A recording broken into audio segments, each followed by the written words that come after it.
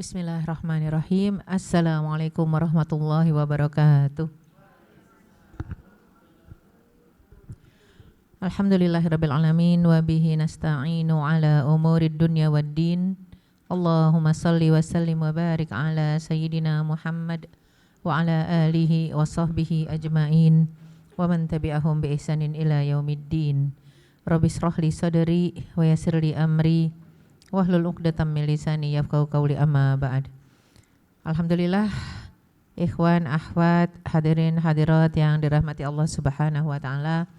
Insyaallah kita masuk ke pertemuan ketiga ya. Jadi ini mungkin sesi materi ke-5.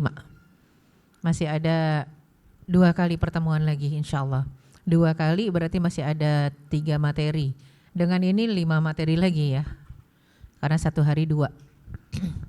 Insyaallah kita akan membahas satu tajuk ya berkaitan dengan apa yang biasanya dihadapi dalam rumah tangga ya.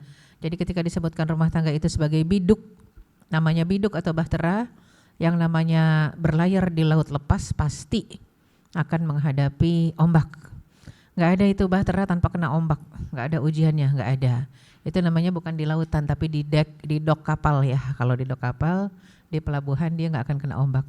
Tapi kalau berlayar di samudra lepas tidak mungkin tidak terkena ombak. Justru bahtera yang teruji ya, jadinya ada ombak bahkan ada badai, tetap eksis ya, tetap bisa berlayar, tidak tenggelam, itu bahtera yang sudah lulus uji. Kalau yang memang kena gelombang-gelombang riak sedikit saja tiba-tiba karam ya, ini nggak lulus ujian. Oleh karena itu semua orang yang melarung di bahtera pernikahan seharusnya sudah latihan ya.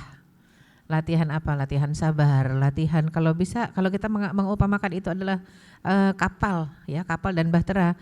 Paling tidak udah ada ilmu tentang berenang ya. Kenapa? Kalau kapalnya karam dia bisa berenang. Jangan sampai kapalnya karam dia bunuh diri ya. Naudzubillah min dzalik. Makanya manajemen konflik dalam keluarga. Nah, beberapa waktu lalu itu terkenal dengan istilah fenomena layangan putus. Walaupun fenomena layangan putus ini lebih kepada perempuan, tapi ternyata zaman ini karena akhir zaman laki-laki juga ada fenomena layangan putus.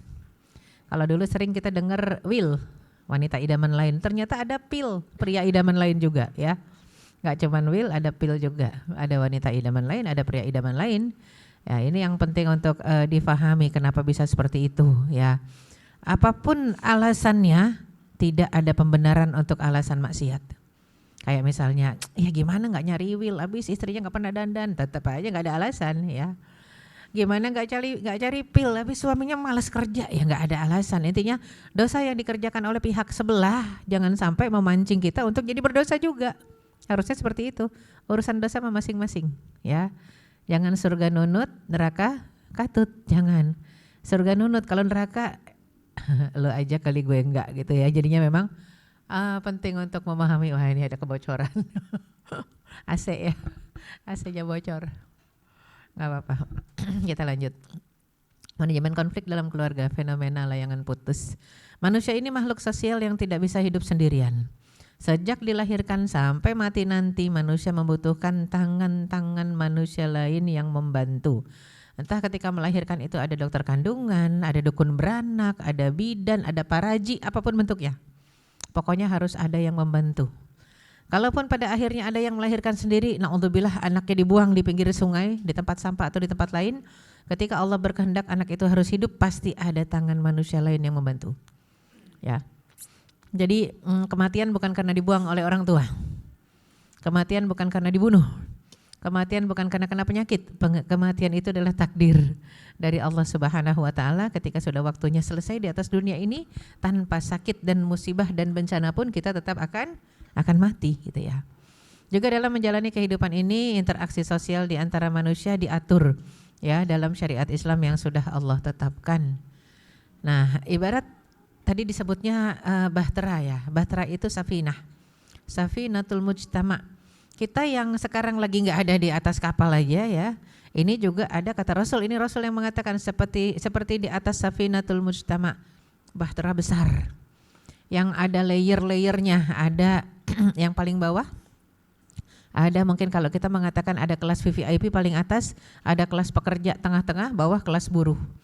Semua orang yang tinggal di lapisan-lapisan tadi, kalau ingin ambil air laut, mau nggak mau harus ke atas. Karena nggak bisa yang di bawah pakai cara simple. Saya kan paling bawah, paling deket nih sama air laut, saya bolongin aja di kapalnya. Nah, Rasul menggambarkan itu ketika ada orang yang punya inisiatif dan inisiatifnya itu membahayakan seluruh penghuni bahtera, maka inisiatif tadi harus dihentikan. Itu namanya kepedulian. Kita lihat anggota keluarga, ada yang satu rada nyeleweng, ada yang melenceng. Kita nggak bisa mengatakan biarin aja lah, itu kan dia yang celaka, dia yang berbuat, ya udah tanggungan dia sendiri. Oh, nggak bisa begitu. Di tengah masyarakat, di dalam satu keluarga harus ada kepedulian. Kalau satu orang punya ide-ide iseng, ide-ide aneh, itu harus dihentikan. Aneh, iseng, timbangannya apa? Tidak sesuai dengan syariat, mengundang kemurkaan Allah. Ketika mengundang kemurkaan Allah itu harus dihentikan. Gak ada alasan. Gimana ya? Aduh, hobi sih misalnya, oh gak bisa. Contoh orang hobinya mabok. Ya, kalau udah disebutkan mabok itu mudarat dan mabok itu haram, mabok itu adalah maksiat, mabok itu adalah mengundang kemurkaan Allah, selesai, finish. Gak ada toleransi di dalam rumah tangga, tidak ada toleransi dalam bahtera.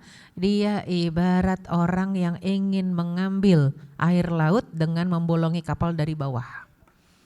Kata Rasulullah SAW, kalau dibiarkan dia bolongin kapal, ngambil air dari bawah, jalan pintas, nggak ganggu, nggak mengusik orang di atasnya. Maka kata Rasul apa? Gharaku wa gharaku jami'an.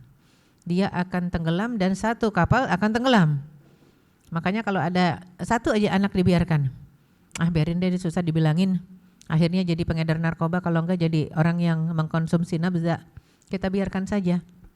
Ntar kalau yang ditangkap apakah cuma anak itu? Boleh jadi, tapi seisi rumah diubek-ubek pasti sama polisi. Dicari ada enggak? Ya, yang disembunyikan, dicari, jangan-jangan pengedar nggak sendiri nih, jangan-jangan bapaknya, walaupun bapaknya bersih. Ya, jadi itu yang paling penting untuk kita pahami, harus peduli. Anak nggak pulang nanti misalnya nikah, anak nggak pulang-pulang, jangan kita bilangin ntar juga kalau lapar pulang, nggak bisa. Harus dicari, harus peduli gitu ya. Kenapa? Kalau yang satu ini tercemar, maka satu rumah bisa tercemar, bukan cuma nama baiknya, tapi ada maksiat di sana. Kita pernah dengar ya? Satu rumah mengerjakan maksiat, maka terkena dampaknya berapa rumah? 40. 40 ke depan, ke belakang, ke samping kanan, ke samping kiri. Kena dampaknya. Jadi ya jangankan orang serumah, tetangga aja maksiat nggak boleh dibiarkan ya. Jadi kita ada di bahtera besar mengarungi samudra kehidupan ini, makanya ketika mau menikah harus sudah memikirkan, mengistikharahkan, meminta pendapat Allah dan mensyurokan, dimusyawarahkan dengan keluarga.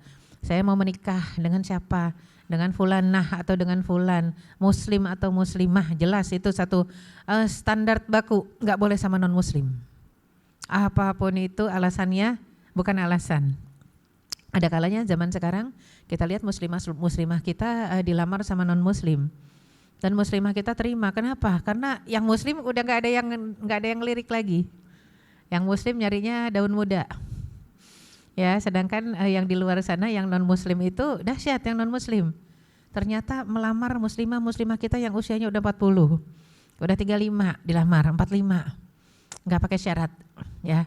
Bahkan mereka enggak mengatakan kamu harus pindah agama, tidak. Kamu pada agamamu, aku pada agamaku. Itu aturan mereka, enggak bisa dalam pernikahan Islam diterima. Karena buat muslim, buat seorang muslimah, aturan syariat Islam, nikah beda agama sama dengan zina. Ya, jadi memang nggak bisa diterima. Nah, otomatis nih kadang-kadang ya udah deh terpaksa, habis nggak ada lagi. Nah, ini juga alasan salah. Karena nggak ada lagi, ya udah deh. Tadinya siapa aku, kemudian siapa Anda. Begitu nggak ada lagi, jadi siapa saja. Itu kan repot ya. Ya, mungkin kalau masih muda egonya siapa aku. Begitu agak 30-an, siapa Anda yang maju. Ya, tapi begitu sudah lewat 35, 40, jadi siapa saja, itu bahaya. Tetap harus siapa saya, siapa Anda, muslim dengan muslimah, baru bisa kita membangun sebuah rumah tangga. Jadi manusia itu makhluk sosial yang membutuhkan interaksi, hablum minallah dan hablum minannas. Bahkan kita tidak bisa masuk surga illa bihablim minallah wa hablin minannas. Enggak masuk surga kecuali hablum minallahnya bagus dan hablum minannasnya bagus. Dan interaksi hablum minannas pasti menimbulkan ihtikak, pasti gesekan. Entah dalam rumah tangga, entah di luar rumah tangga, entah di teman kerja. Ya, waja'alna ba'dukum li ba'din fitnah. Atasbirun, kata Allah Subhanahu wa taala, aku jadikan antara kalian satu dengan yang lainnya, interaksi itu pemicu fitnah. Memicu apa? Ihtikak, gesekan, friksi, pasti ada. Dari yang perbedaannya sepele mungkin masalah rasa ya. Suami suka manis, istri suka pedas. Nggak ada kompromi, bisa cerai, tapi kan nggak lucu ya, cerai gara-gara yang satu suka manis, satu suka pedas. Kenapa nggak kompromi? Masak aja 2 macam. Yang satu makanan misal ya, masak yang satu semur manis kan? Semur manis, yang satu lagi semur pedas atau gulai gitu ya. Kenapa nggak bisa? Itu bisa dikompromikan untuk masalah-masalah yang tidak prinsip, kecuali masalah prinsip. Istrinya sholat 5 waktu terjaga, suaminya sholat subuh jam 11 itu mah bukan sholat subuh ya, itu sholat awabin. Udah deket zuhur. Ada kejadian seperti itu. Kalau kita simple, mohon maaf udah gak bisa nyatu. Benar, ternyata juga hasil dari sholat subuh yang tidak terjaga itu ya kasar, main pukul. Baru 4 minggu menikah babak belur istrinya, tubuh istrinya udah babak belur. Kalau saya simple, cerai, gak ada lagi. Tapi kata istrinya, apa jadinya kalau baru 4 minggu nikah terus cerai? Apa kata orang? Kalau saya gak peduli kata orang, saya peduli apa kata Allah. Ya, cerai tidak bisa menyatu ketika si perempuan sudah babak belur. Suaminya tinggi, perempuannya mungil. Cerai, saya bilang. Akhirnya si cerai sekarang dia sesudah 6 bulan menikah, sesudah babak belur. Sesudah ibunya meninggal gara-gara TBC mikirin anaknya. Jadi memang itu kejadian sebenarnya karena ibunya yang wafat sahabat saya. Jadi nggak ada yang bisa dipertahankan ketika nilai-nilai Islami yang mengarah kepada pembentukan rasa sakinah mawadah rahmah tidak bisa dipertahankan, selesai, finish, ya walaupun sama-sama Muslim, ya jadi makanya kenapa produk syariat bukan cuma nikah, ada talak, ada poligami, itu semua produk syariat Islam. Kita nggak bisa milih, saya mau produk yang nikah aja deh, jadi nggak mau talak gitu ya misalnya. Ada yang sudah ditalak sama suaminya nangis-nangis. Kenapa saya nggak mau talak? Ya nggak bisa, karena syarat pengucapannya harus dari lisan suami. Dan kalau ketika sudah tidak ada lagi seorang suami yang mau menanggung dia, ngapain melas-melas? Rizki bukan dari suami, rizki dari Allah. Makanya kenapa Masya Allah ayat-ayat itu menggambarkan wa iyatafarraqa yughnihimullahu kullan min sa'ati. Ya, kullan min fadlih. Kalau terjadi perceraian, Allah tetap akan memberikan masing-masing kedua belah pihak itu ada rizkinya. Jadi bukan karena menikah rizkinya jadi satu gitu ya, jadi nambah. Masing-masing dibukakan rizki oleh Allah. Ketika menikah rizki itu masing-masing dibukakan. Kadang-kadang doa istri salah ya. Kerannya dibatasi. Ya Allah berikan kekayaan kepada suami saya, salah. Ya Allah berikan kami rizki yang melimpah, barokah, yang cukup, yang banyak dari berbagai arah. Istri bisa punya keran sendiri, suami bisa punya keran sendiri, tapi kewajiban memberi nafkah tetap dari suami. Makanya jangan sampai istri jadi memiskinkan diri sendiri. Saya nggak mau kerja, saya nggak mau berusaha menjemput rezeki dari Allah, padahal dari ketika lahir Allah sudah menuliskan rezekinya. Tapi dia mengatakan saya dari suami aja, nah itu makin sempit, kita yang mempersempit. Itu sebuah kesalahan. Bahkan sempat kita bahas di pertemuan sebelumnya, istri-istri Rasulullah Sallallahu Alaihi Wasallam dengan para sahabiat, istri-istrinya sahabat Rasul juga, itu semuanya memiliki penghasilan, bukan untuk nafkah, bukan, memiliki penghasilan untuk sodakoh. Ketika suami mereka mengatakan, udahlah sedekahnya pakai uang kami saja, itu mereka mesem-mesem istri-istrinya, cerdas, nggak mau pakai uang suami karena nanti pahalanya dibagi 2. Pahalanya bagi 2, mereka pengen masuk surga pure, pahalanya dari keringat sendiri 100%. Jadi mereka kerja hanya untuk sedekah pakai keringat sendiri ya. Kalau nafkah merasa tercukupkan dari pemberian suami ya. Jadi kita lihat ihtikak, gesekan pasti ada. Apalagi kita ini produk dan hasil didikan dari 2 keluarga yang berbeda. Beda kan, suami dididik sama orang tuanya, kita dididik sama orang tua kita. Orang tua kita sama orang tua dia nggak kenal, ya, dan juga bukan keluarga, otomatis ada perbedaan pola asuh, pola didik yang menghasilkan kita. Dan Rasul sudah wanti-wanti, fa abawahu yuhawidani au yunassirani au yumajjisani. Anak yang lahir fitrahnya Muslim itu kadang dirusak fitrah keislamannya oleh orang tuanya, kata Rasulullah SAW. Jadi Yahudi, Majusi, Nasrani. Rasul udah membuka statement tadi. Nggak mungkin Rasul bohong. Artinya ketika kita menikah, kok beda ya? Ya emang kata Rasul itu yang ngerusak fitrahnya orang tuanya. Dan kita juga fitrah kita udah banyak rusak dengan orang dari didikan orang tua kita. Tapi apakah kita perlu marah sama orang tua? Nggak perlu. Mereka nggak ngerti waktu itu. Sekarang kita yang paham, ajak tangan orang tua untuk apa? Sama-sama kembali ke jalan Allah. Dan link yang rusak tadi putuskan, jangan disambungkan. Saya ini produk orang tua, dulu orang tua begini, berarti saya harus begitu juga sama anak saya, nggak usah, putuskan. Jadi ketika menikah bukan berarti begini ya, engkau harus seperti yang aku minta, atau aku harus seperti yang kau minta, itu judul lagu. Ya, jadi kalau ketika menikah, kita harus seperti yang Allah minta, nggak ada kata lain. Kalau saya nggak suka, kamu nggak suka, udah kita lo gue en, ya sekecil itu pernikahan, hanya gara-gara rasa, selera, hobi yang nggak sama, lo gue en, nggak bisa ya. Jadi memang kita harus seperti yang Allah minta, dan itu nanti kepada anak juga seperti itu. Kita harus seperti yang Allah minta. Kalau ibu dulu pernah salah, mohon maaf. Sekarang ibu sadar, ibu mau belajar, kamu pun harus belajar. Nanti kalau punya anak jangan segan-segan minta maaf sama anak. Sering-seringlah minta maaf kepada anak. Minta ampun pada Allah, minta maaf sama anak. Karena boleh jadi fitrah dia rusak gara-gara kita ya. Jadi butuh keahlian dalam mengelola perbedaan yang ada. Dan ikhtiar mencari pasangan hidup yang saleh dan soleha merupakan salah satu jenis ibadah yang diperintahkan Allah Subhanahu wa taala bagi setiap muslim.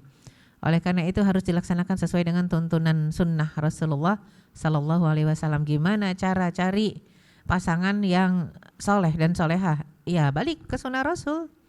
Mungkin banyak yang mengatakan, apa enggak kelamaan, kejauhan? Kita ngambil contoh ke 14 abad lalu ya. Dia tidak ada yang kuno, tidak ada yang terlalu lama ya, enggak ada yang terlalu jauh untuk cari contoh. Mungkin banyak yang mengatakan kita kan ada di kekinian dan di kedisinian kadang gitu ya. Kita sekarang zamannya beda. Mohon maaf kalau sumbernya Al-Qur'an dan Sunnah relevan sampai hari kiamat. Enggak ada yang enggak relevan. Kalau banyak bilang enggak relevan ya kita lihat hasilnya, yang merasa tidak relevan itu hancur lebur. Ya, entah pendidikan yang tidak bisa menghasilkan, tidak bisa mencetak manusia yang imtak, iman takwanya bagus ya. Sekarang dokter pun bunuh diri, dokter jiwa bunuh diri, pusing kita. Perasaan dia ngurusin pasien-pasien yang sakit jiwa. Kenapa dia bunuh diri? Berarti jangan-jangan dia yang sakit jiwa. Ya, entah terlepas dari apakah pada akhirnya ada bullying. Saya teringat kalau bullying di masa saya udah ada, memang jarang yang fisik ya. Dulu biasa tuh anak-anak sekolah saling ledek-ledekan. Gito loh, Gino loh, doyok, ceking, gendut ya, macam-macam. Ada yang oon, tapi apakah ada yang loncat dari lantai 5 sekolahnya? Enggak ada. Enggak ada. Mau dibilangin anak tukang singkong, anak tukang ubi, biasa aja mereka nyengir. Bahkan waktu pembagian raport ada bunga-bunganya di raportnya. Ya paling bawa ke orang tua, kasihkan ke orang tua, nyengir walaupun diomelin. Besoknya kemana? Sekolah lagi walaupun enggak naik kelas. Sekarang kan sampai kebijakan sekolah saja, kebijakan pemerintah, raport nggak boleh ada warna merah. Jadi angka 4 ditulis dengan tinta hitam, mencegah anak depresi. Bukan itu. Kelas 5 tetap aja loncat dari lantai 5 SD. Hanya gara-gara masalah bullying. Yang salah bukan itunya, bukan tintanya. Yang salah bukan bullying verbalnya. Yang salah adalah imtak tidak tercetak. Iman takwa tidak tercetak karena orang tua rata-rata menganggap Quran dengan sunnah tidak relevan. Udah kita pakai psikologi pendidikan barat aja. Barat gak punya Tuhan. Ya, ketika barat tidak punya Tuhan, barat tidak ngerti pendidikan secara syariat seperti apa, maka yang jadi tercetaklah anak-anak yang memang gak kenal syariat. Nah, makanya sebelum menikah penting ada ta'aruf. Tak kenal maka ta'aruf, bukan tak sayang ya. Jadi kenalan dulu, mohon maaf itu bisa panjang episodenya. Sekali ketemu, 2 kali ketemu kalau belum kenal ya. Saya mah udah kenal Ustazah, orang sehari-hari ketemu di kantor misal ya. Itu berarti udah bukan ta'aruf secara fisik udah lihat. Ta'aruf secara pemikiran, sering dialog teman kantor, tapi sekali lagi ta'aruf secara fikra, pemikirannya. Visi misinya nikah sama enggak sama kita. Jangan-jangan dia enggak ngerti nikah itu ibadah. Jangan-jangan nikah cuman pengen cari teman pergi kondangan, ya, atau teman ngobrol, teman curhat, tapi ternyata visi misinya beda. Makanya penting ta'aruf. supaya mengenal cara pandang Anda dalam mengelola lembaga pernikahan, ya, rumah tangga sebagai lembaga pernikahan seperti apa. Yang laki-laki akan jadi ayah, yang perempuan akan jadi ibu. Minimal suami istri, ngerti nggak tanggung jawabnya. Makanya banyak yang udah ada calon, saya bilang ajak calonnya ke sini. Nggak apa-apa yang udah punya calon, ajak calonnya ke sini. Karena boleh jadi visi misinya belum sama nih. Sehingga nanti mungkin baru nikah, pacarannya 5 tahun, nikahnya 5 bulan selesai. Jangan sampai. Karena memang penting untuk apa? Tadi memahami visi misi pernikahan agar bahtera ini melarung persis seperti yang Allah kehendaki. Ingat, menikah bukan merubah.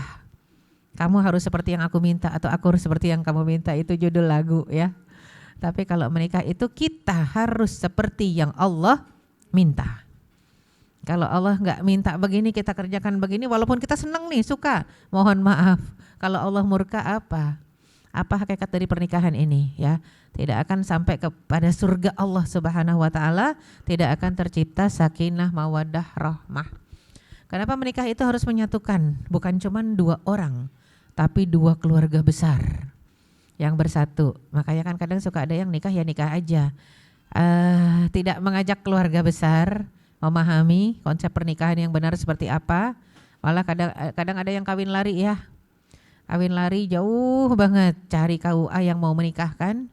Ya, walinya wali hakim, saksinya tukang cendol di depan KUA, ya, tukang bakso, tukang es. Padahal saksi itu bukan cuma sekedar muslim syaratnya.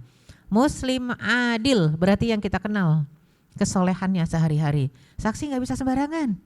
Apalagi saksi non muslim, ya Allah, itu pernikahan kayak gimana tuh. Saya pernah dulu ketika Ahok jadi gubernur, karena dia udah gak jadi gubernur saya berani ngomong. Ya, ketika jadi gubernur dia menjadi saksi dari 100 pasang pernikahan, kawin massal. Saksi, saya bilang, ini yang nikahin KUA-nya gimana? Nggak bisa saksi non muslim. Nggak sah pernikahannya itu 100 pasang. Ya, jadi memang nggak bisa saksi non muslim. Kalau wali cukup muslim, sholat nggak masalah. Apalagi itu orang tuanya, yang penting muslim. Tapi kalau saksi muslim adil, itu harus. Nah, berarti kan nggak sembarangan nyari saksi asal orang terpandang terkenal jadi saksi. KTP-nya doang Islam tidak, saksi harus muslim adil. Nah itu yang susah ya. Sehingga menikah itu melengkapi nisfuddin, kata Rasulullah sallallahu alaihi wasallam, idza tazawwajal 'abdu faqad istakmala nisfa dinihi falyattaqillah fin nisfil baqi. Kalau seorang hamba menikah maka sudah lengkaplah separuh dari agamanya. Kata Rasul apa? Hati-hati dengan separuh sisanya. Karena 50% harusnya sempurna dengan menikah. Tapi kita apakah dengan menikah langsung 100%? Enggak, tergantung kita punya berapa. Kalau kita cuma punya 25 tambah 50, 75. Itu juga kalau benar 50. Kalau 50 dari pernikahan berarti 100%. 100% dari pernikahan itu suami istrinya soleh-soleha. Ada yang tadinya rajin sholat, begitu nikah jadi gak sholat. Aduh Ustazah, saya jadi gak sholat, kenapa suami saya begitu sih? Lah, karena pengaruh suami ya. Nah ini gak boleh terjadi, makanya kenapa ta'aruf. Sholat 5 waktu terjaga dua-duanya, yang laki-laki sholatnya kalau bisa berjamaah di masjid, di musola. Ya, dengan begitu rizkinya gimana, rizkinya harus ditanya. Dan yang namanya proses ta'aruf itu proses pengenalan, sehingga kita pasti menyelidiki. Jangan rasanya jengah ketika diselidiki. Aduh, kok saya ditanya-tanyain sampai ditanya kuliah di mana, kerja di mana, kemudian kos di mana, di cross check ke teman kos, kita harus terima.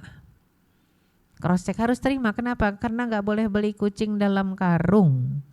Nikah itu harus jelas. Nikah dengan siapa, anak siapa, agamanya apa, kerjaannya apa, aktivitasnya apa, ya, dan dia bergaul dengan siapa, sampai harus tahu. Punya kebiasaan nongkrong-nongkrong nggak sama teman-teman, temannya siapa, geng motor misalnya, berarti dia ya suka jalan kelilingan tuh sama geng motornya. Kemana? Ada geng motor yang kelilingnya tuh dari masjid ke masjid, ada. Ya, geng motor yang kelilingnya, nah itu mah udah nggak masalah, artinya dari masjid ke masjid dia nebar kebaikan. Kadang-kadang ada, kalau nggak salah geng motornya Ustadz siapa tuh yang di, saya lupa, yang di Al-Azhar, Subhan Bawazir.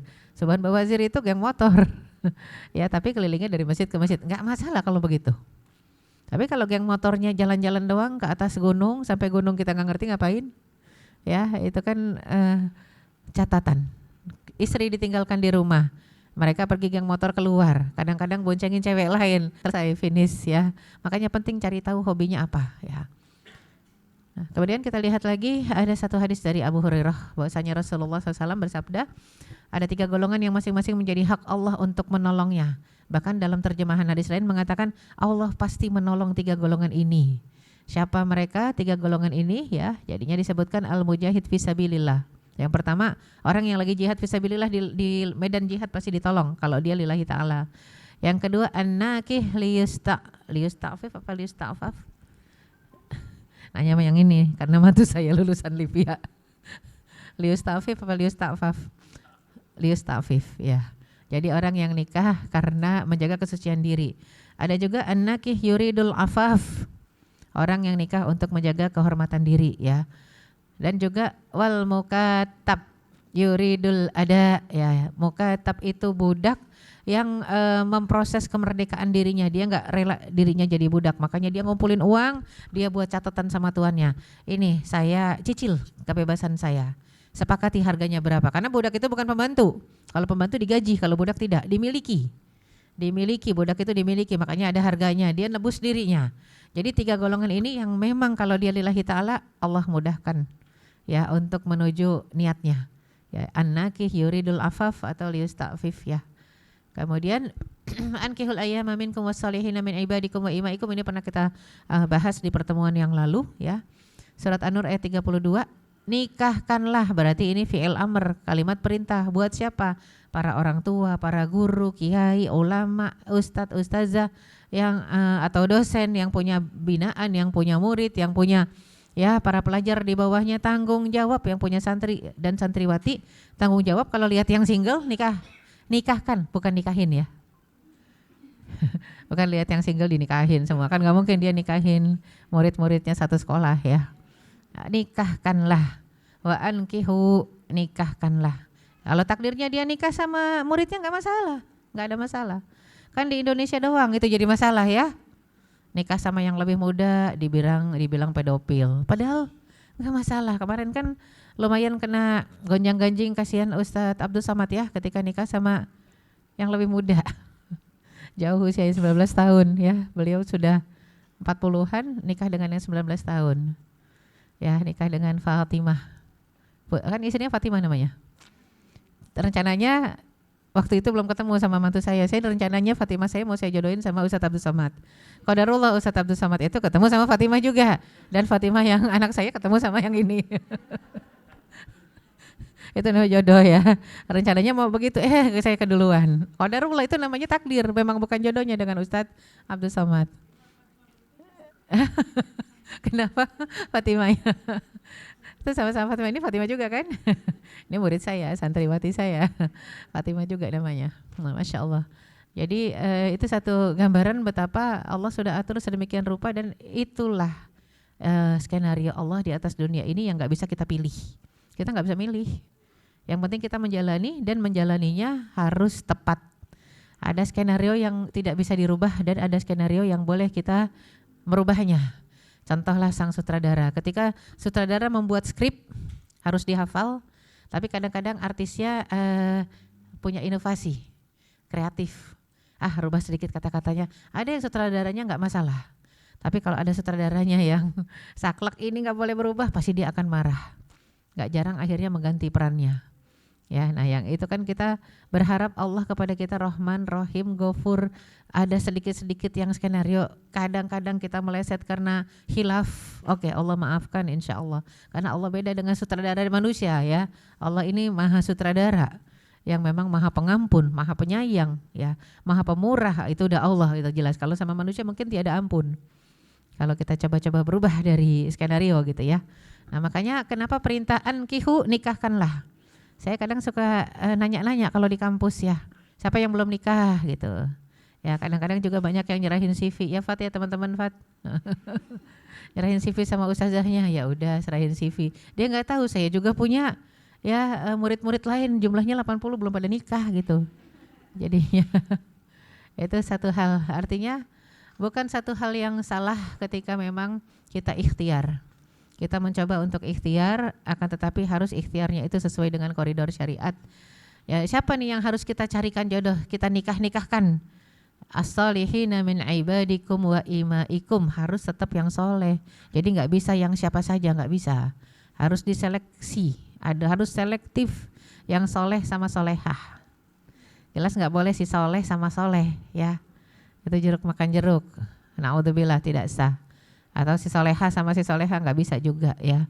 Dan akhir zaman ini naudzubillah kita bisa lihat, makanya sekarang namanya sudah bukan LGBT, tapi LGBTQ. Ya, jadi ada LGBTQ, Q-nya itu sendiri qia. QIA. Intersex, aseksual, ya Allah. Jadi ada pengajiannya, jangan dikira nggak ada pengajiannya. Ada pengajiannya, ya. Itu ngeri banget itu, udah LGBTQ, Q-nya udah IA. Ada pengajiannya sekarang. Yang saya bingung itu ustadz yang ngisi pengajiannya kok mau gitu ya. Padahal yang datang manusia setengah mateng. Artinya nggak jelas kemana dia, ke kanan apa ke kiri, perempuan atau laki-laki. Ya, ustadznya mau ngisi. Wah, itu harusnya pakai syarat tertulis jelas. Pengajian ini untuk meluruskan Anda kembali ke fitrah Anda. Nggak bisa cuman dia ngaji rutin tapi nggak berubah-ubah, nggak bisa. Ya, makanya itu yang ada di masyarakat kita. Jadi, kalaupun nanti ada yang alergi sampai LGBT, mereka akan mengatakan kita LGBT yang soleh dan solehah. Padahal itu sudah merupakan penyimpangan dahsyat, ya. Ketertarikan kepada satu jenis atau milih kepada benda. Kalau di barat udah lama dan di Indonesia baru masuk. Nikah sama mobil, nikah sama boneka, nikah sama benda itu udah biasa di barat. Kita baru masuk. Nikah sama hewan udah biasa di barat, ya. Kita baru masuk, naudzubillah min dzalik. Jadi makanya kenapa tergerak untuk membuat Marwah Ta'aruf Center atau disingkat Ma'ruf Center, karena salah satunya pengen punya saham melaksanakan perintah Allah di surat An-Nur ayat ke-32 ini, ya. Kemudian kita lihat hukum menikah, udah sempat kita bahas. Ya, jadinya yang namanya hukum menikah ini sendiri ada wajib, ada sunnah, ada haram, ada makruh, ada mubah. Dan memang ini kok menikah 1/4, maksudnya hukum menikah atau menikah lagi hukumnya sama. Ya, hukumnya sama. Jadi nggak mungkin hukum pernikahan ini hanya nyangkut di pernikahan pertama. Oh tidak. Mohon maaf kalau memang harus sempat nanti ada bahasan poligami pekan depan. Ada ustadznya juga, ya. Ada ustazahnya juga, dua-duanya praktisi. Ya, kenapa harus disinggung masalah itu? Karena produk syariat. Dan sekarang semakin banyak melihat, mohon maaf, muslimah yang 40 tahun ke atas belum nikah, semakin tergerak untuk membicarakan masalah ini, ya. Enggak harus menerima, tapi sadarilah itu ada di dalam produk syariah Islam.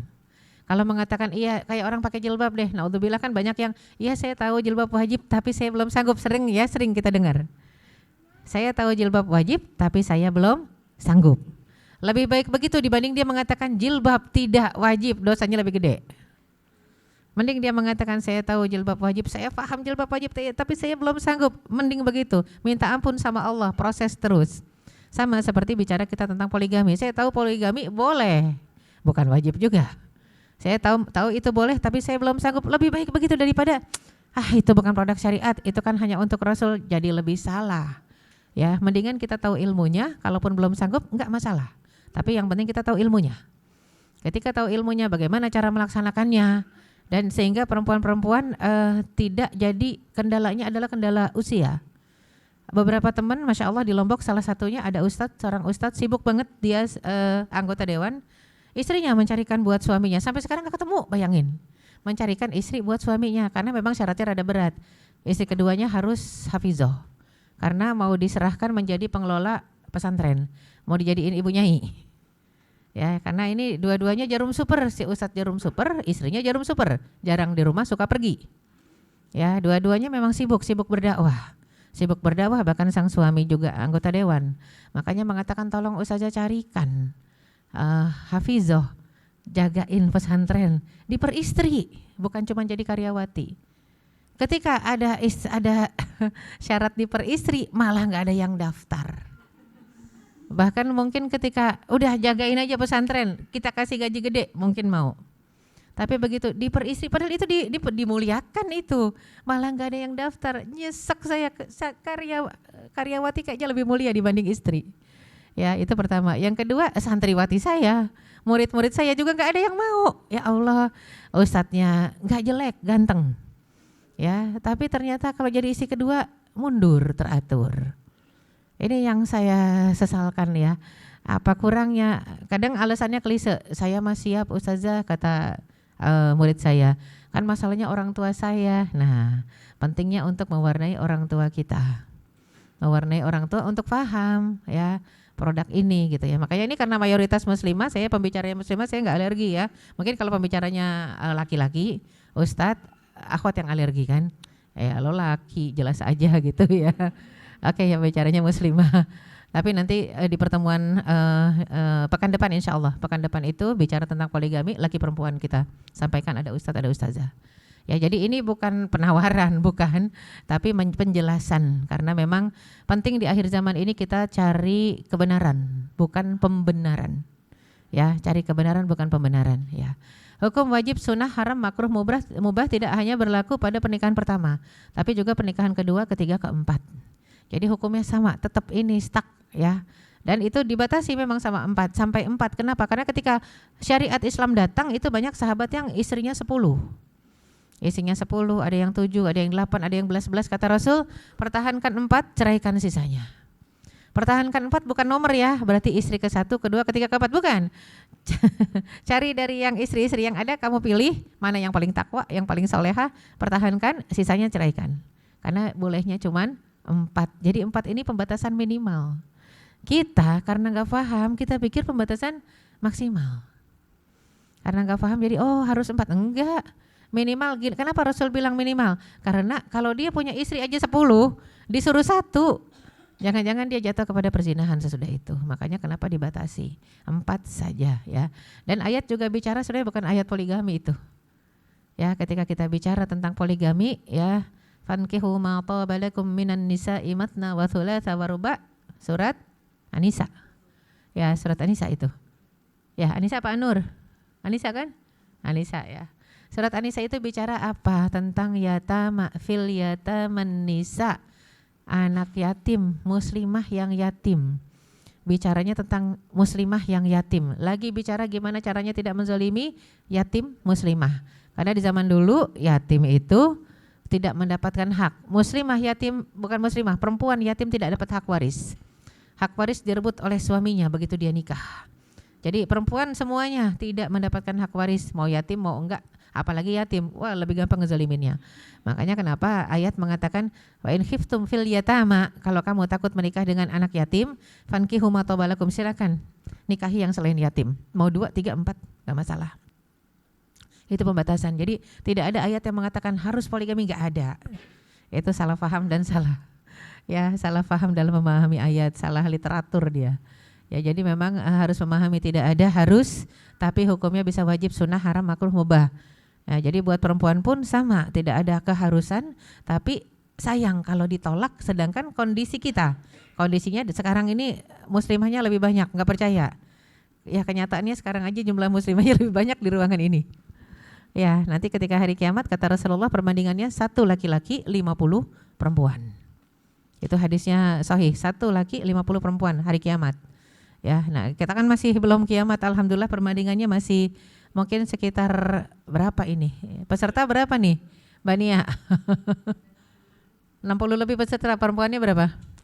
Laki-lakinya ada berapa? Paling depan laki-lakinya segini doang ya. Segini doang ini aja bukan semuanya bujang. Ada yang sudah menikah, ada juga yang duda ya. Artinya dengan berbagai status tapi jumlahnya sangat sedikit. Entah kurang minat ya, entah merasa gampang mencari di luar. Karena banyak juga yang merasa kalau laki-laki kan gampang mencari, cuman kenyataannya saya baru ngobrol semalam sama teman saya, rapat sampai jam 10, kita memang doain ustazah juga nih.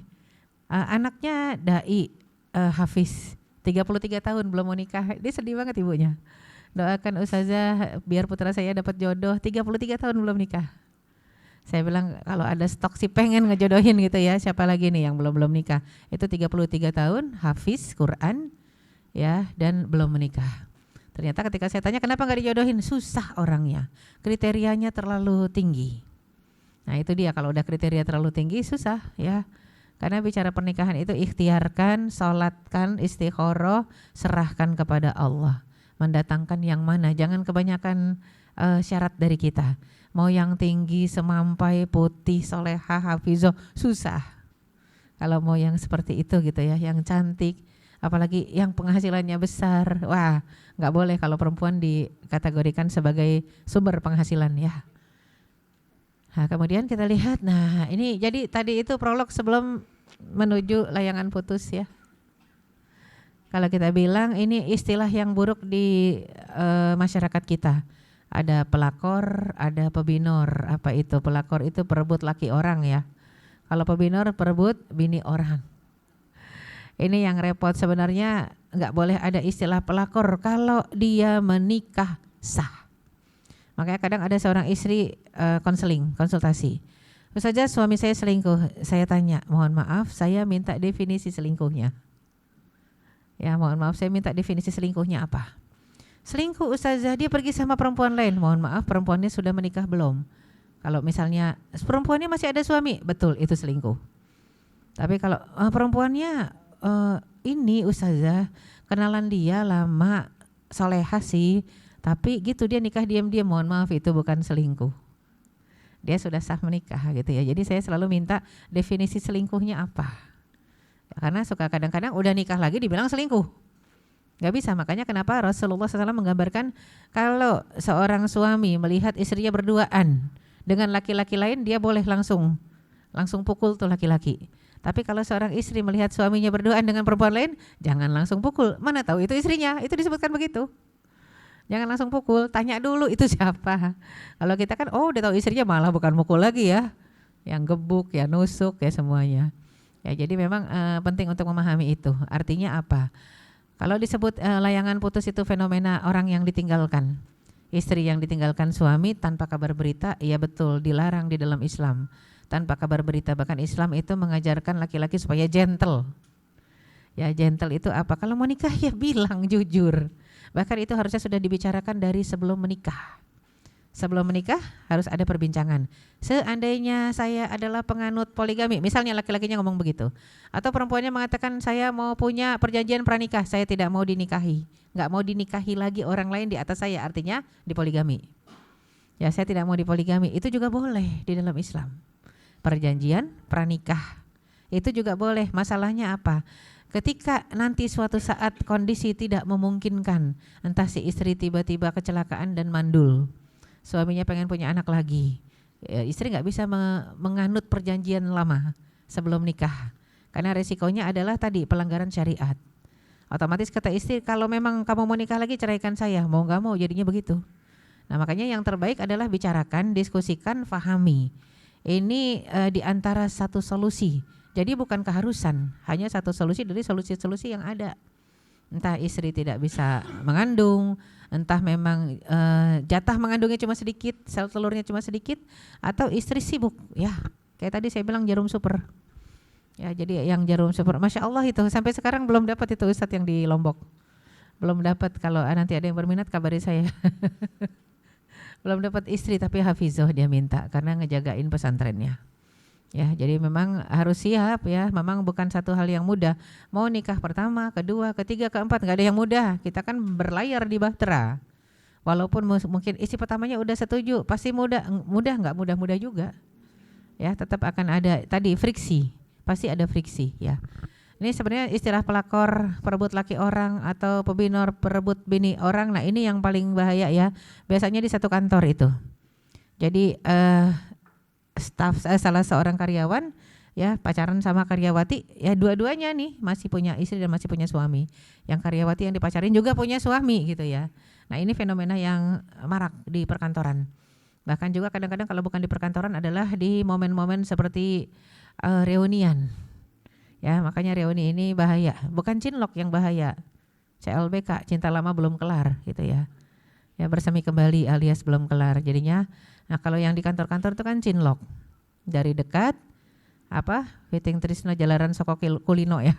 Karena ketemu terus lama-lama jadi suka. Yang tadinya mau biasa-biasa aja, enggak ada rasa. Makanya penting sekali untuk pengawalan akhlak, adab, kita paham tafsirnya, kita paham sirahnya, kita paham fikihnya, gimana adab bergaul, berinteraksi ketika di kantor, ya. Jangan sampai karena kita yakin bahtera pasti mengalami ujian. Di rumah bahteranya diuji, sampai kantor nyaman untuk curhat kepada yang lain. Carilah kalau mau curhat perempuan, curhatlah sama perempuan, laki-laki curhatlah sama laki-laki. Jangan switch ketika silang, ustazah dan ustadz juga manusia. Mana tahu dia juga di rumah sedang bermasalah bahteranya, maka terpicu ya dari masalah yang ada, kedekatan itu akan intens, nah setan masuk, itu yang kita khawatirkan ya. Ini istilah buruk di tengah masyarakat yang jadi fenomena di saat krisis akhlak dan krisis ekonomi. Sebenarnya ini berawal dari krisis ekonomi ketika pandemi ya, itu dahsyat banget krisis ekonomi ketika pandemi ya. Kemarin juga ada satu pasien gara-gara pandemi itu. Kemarin konsultasi perceraian di sini. Itu sampai malam juga. Itu gara-gara dari pandemi. Pandemi dirumahkan, ada yang pandemi di PHK. Sesudah itu sudah bermasalah pada akhirnya. Makanya kenapa kita harus memahami jangan sampai krisis ekonomi yang sebenarnya sekarang udah berlalu pandeminya. Tapi kenapa masih jadi krisis dalam rumah tangga? Ya karena tadi masalah iman, masalah pemahaman ya. Jadi jangan sampai istilah-istilah pada akhirnya masuk ya merancukan pemahaman dalam rumah tangga kita yang seharusnya kalau nikahnya sudah ikhlas lillahi ta'ala semuanya bisa didiskusikan. Dan kerja itu enggak harus di kantor ya. Jangan sampai juga kita cari suami yang jadi pegawai tetap supaya pekerjaannya tetap. Padahal yang penting adalah tetap bekerja, bukan pekerjaan tetap. Pekerjaan tetap kalau yang pada akhirnya dirumahkan tanpa digaji gimana? Pekerjaan tetap. Dirumahkan tanpa digaji sekarang lagi musim, atau dirumahkan potong gaji separuh, lagi musim sekarang. Karena semua kantor bilangnya krisis. Ya, maka yang kita cari adalah tetap bekerja, bukan pekerjaan tetap. Tetap bekerja setiap hari dia keluar rumah berusaha menjemput rizki dari Allah Subhanahu wa taala yang halal dengan cara apapun, ya. Rizki halal banyak kok dengan cara apapun. Itu yang harusnya dihargai dari seorang suami gitu ya. Nah, sehingga wala taqrabuz zina innahu kana fahisyatan wa sa'a sabila, jangan dekati zina karena dia adalah perbuatan keji dan seburuk-buruk jalan yang ditempuh. Jangan dekati, la taqrabu. Kenapa ayat tidak mengatakan la tazni, janganlah berzina, tidak. Tapi la taqrabu, jangan dekati. Artinya prolognya juga sudah dilarang. Prolognya juga sudah dilarang. Jadi ayat enggak mengatakan la tazni, jangan zina, tidak. La taqrabuz zina, jangan dekati. Berarti prolognya entah kenalan, ya entah saya enggak pacaran, karena mungkin banyakkan orang mengatakan pacaran itu berduaan mojok di tempat sepi. Saya enggak pacaran, saya cuman WA-an, sama. Chat-chatan gitu ya. Atau saya cuman teleponan, orang jarak jauh kok sama calon saya, tetap aja pacaran namanya.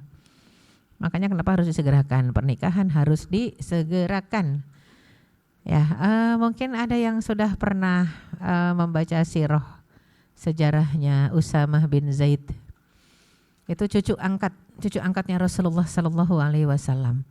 Karena Zaid bin Harithah itu anak angkat Rasulullah sallallahu alaihi wasallam. Usama ini putranya Zaid bin Harithah, cucu angkat. Ketika usianya 18 tahun Rasul mengangkat dia menjadi panglima perang.